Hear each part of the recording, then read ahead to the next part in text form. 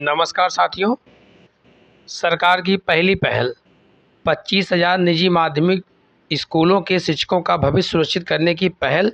UP में निजी स्कूलों के 3.5 लाख शिक्षकों की बनेगी सेवा नियमावली। क्या बनेगी साथी? 3.5 लाख शिक्षकों की बनेगी सेवा नियमावली।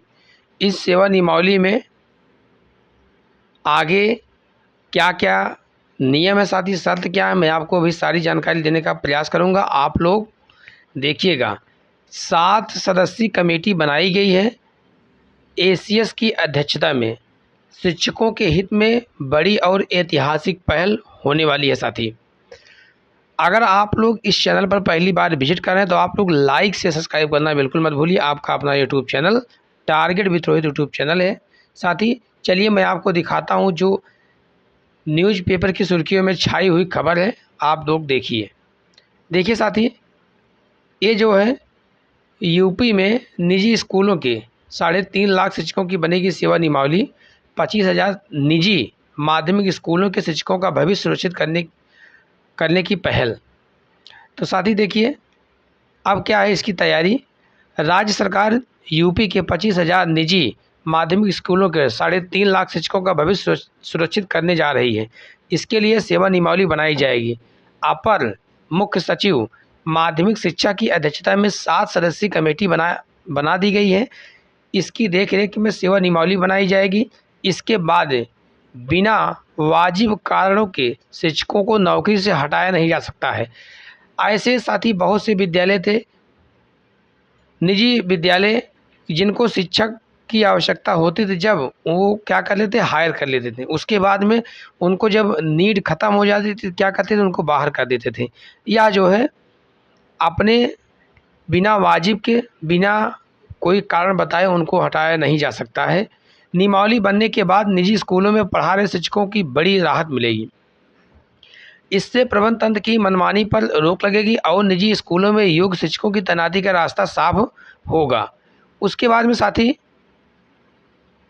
अहर्ता व योग्यता पूरित किए बिना निजी स्कूलों में शिक्षक नहीं पढ़ा सकेंगे। प्रबंध तंत्र को शिक्षकों की नियुक्ति पर देना होगा और आधार लिंक के खाते में वेतन देना होगा। उसके बाद में साथी नियमावली में छुट्टियों से लेकर के उनकी सेवा को सुरक्षित रखने का भी प्रावधान होगा। निजी माध्यमिक स्कूलों के शिक्षकों की सेवा नियमावली बनाए जाने को लेकर के 7 सदस्यीय कमेटी बनाने का क्या है, आदेश है। माध्यमिक शिक्षा विभाग के उप सचिव चंद्र प्रकाश मिश्र को की ओर से जारी की गया, मतलब इस चंद्र प्रकाश मिश्रा की तरफ से क्या है, जारी किया गया है। कमेटी में सदस्य सचिव माध्यमिक शिक्षा परिषद के सचिव बनाए गए हैं।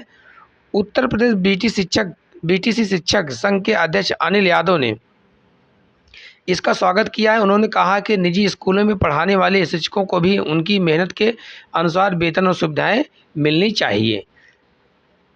तो साथ ही पुरानी पेंशन की योजना का लाभ दिलाने की मांग किए हैं बीटीसी शिक्षक संघ वेलफेयर एसोसिएशन के प्रतिनिधिमंडल।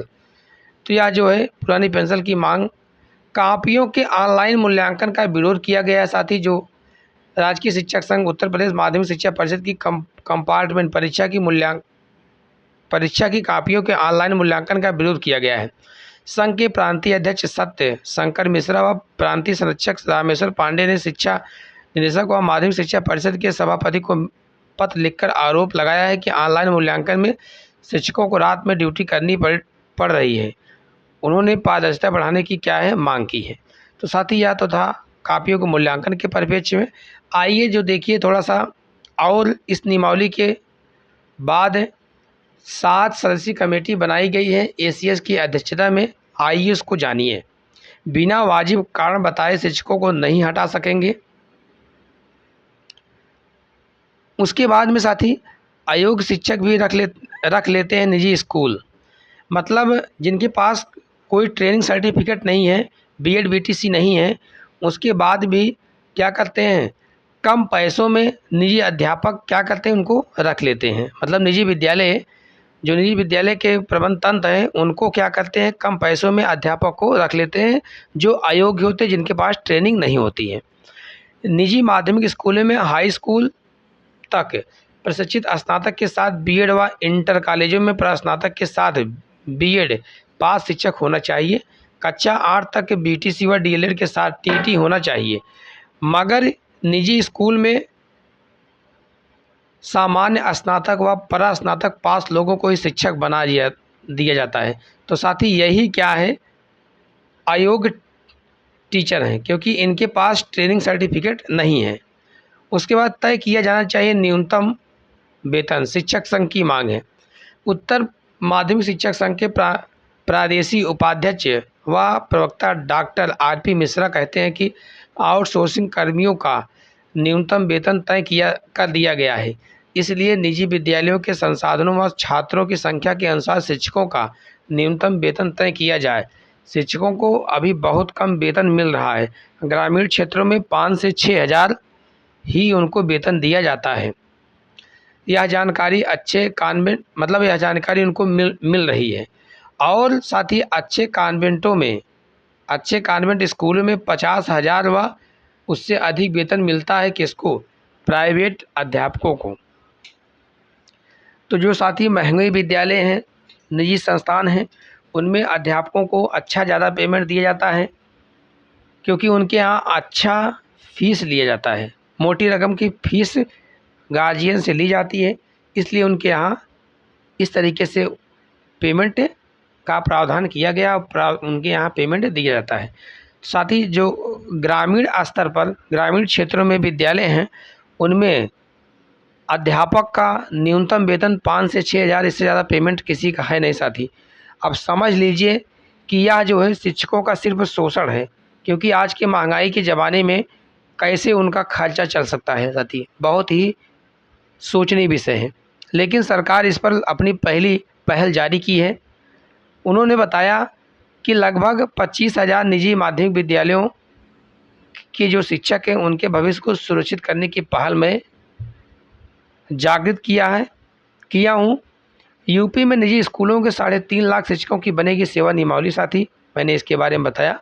अगर आप लोग इस चैनल पर पहली बार विजिट करें तो आप लोग लाइक से सब्सक्राइब करना बिल्कुल मत भूलिए। आपका अपना यूट्यूब चैनल टारगेट विथ्रो यूट्यूब चैनल साथी। बहुत बहुत धन्यवाद। All the best. जय हिंद, जय भारत।